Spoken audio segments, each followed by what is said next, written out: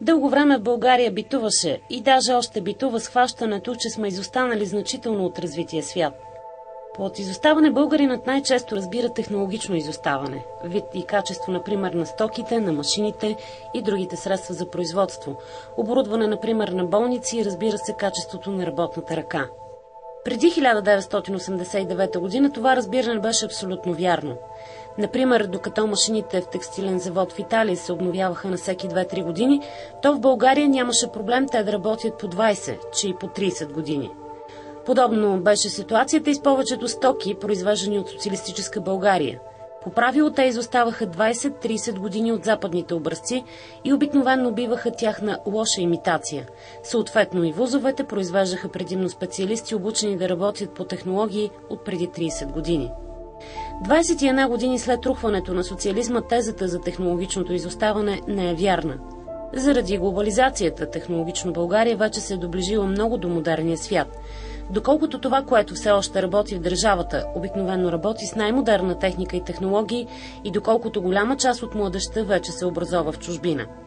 Всичко, освен заплатите, разбира се, е уредено по западен образец. Ама това е малко по-друга тема. Въпреки модерните технологии, обаче България продължава да бъде изостанала държава. И това е така, защото технологията не може да навакса най-свирепата българска липса, най-тежкото българско изоставане – социалното. Технологично ние сме на нивото на Запада, включително и по отношение на способността на кадрите да се справят. Социално сме около един век назад. За 45 години социализъм и за 21 години негово продължение, което заради разпадането на СССР и необходимостта да се закачим за Европа именуваме капитализъм, ценностната система на българите беше безжалостно и може би непоправимо размазана. На първо място трудът престана да бъде ценност. За страни като България, които нямат природни богатства от рода на петрола, златото и диамантите, това е от първостепенна важност.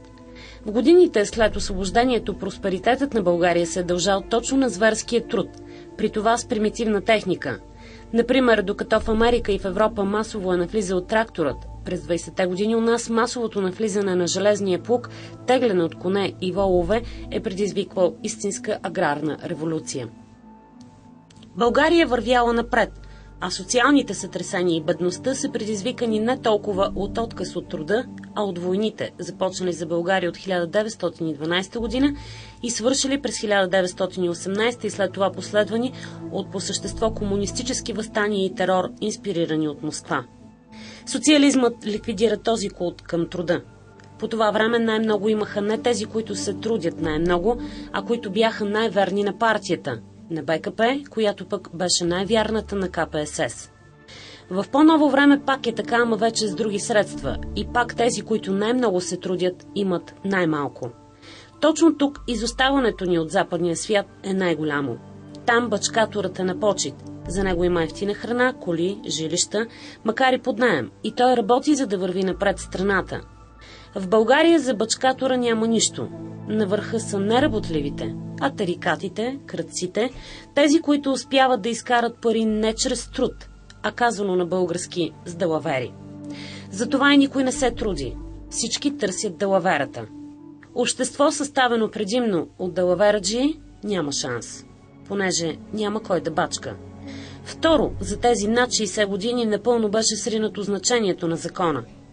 През 1989 година правосъдието се диктуваше по телефона от партийните секретари. Сега пак е така, само че се носят и куфърчета с пари. По правило процесите се печелят от икономически и политически силните. Справедливите наказания са рядкост. Нещо повече, за най-големите престъпления изобщо няма съд. В резултат на това у народа се втвърди вярата, че спазването на закона е за баламите, а тарикатите могат да си живеят по собствени правила. Това най-хубаво може да се види на всеки светофар в София. И затова на все повече балами им писва и напират да станат тарикати. Нация от тарикати и беззаконие е по-близо от дамоимуните, отколкото до държавата. И трето, може би не и по важност, престана да се цени знанието в широкия смисъл на думата. Настана малокултурие в най-важните части на живота и обществото. Настана духовна нищета. Дипломата се ценеше и до някъде все още се цени. Знанието – никак. Учи мама да не работиш е български неологизъм, нова поговорка. А като маминото не работи, кой ще произвежда благата? То се знае. Бълъците, баламите и бодалите. Ама те са на изчезване. България също.